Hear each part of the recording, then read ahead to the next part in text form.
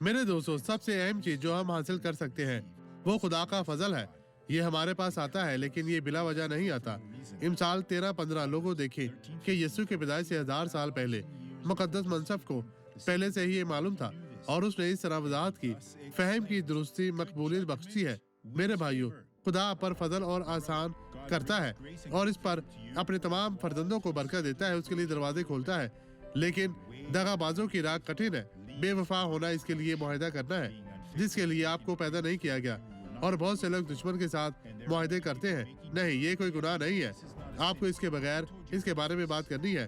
क्या आप पागल हैं? बेवफा लोगों की राह इनकी तबाही की तरफ ले जाती है।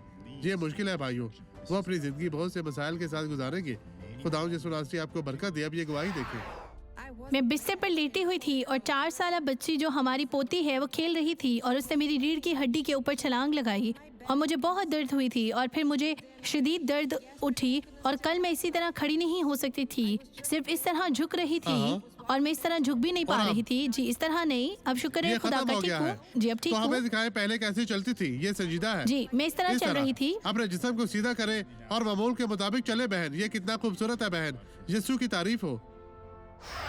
बाप, मैं इन तमाम लोगों के लिए दुआ करता हूँ। मैं इन लोगों की जिंदगियों में मौजूद हर तरह की बदी, मुश्किल, परेशानी को दूर भेजता हूँ और मैं कहता हूँ यीशु के नाम में इन तमाम लोगों की जिंदगियों में हर तरह की बदी, मुश्किल, परेशानी, आजमाइश खत्म हो जाए।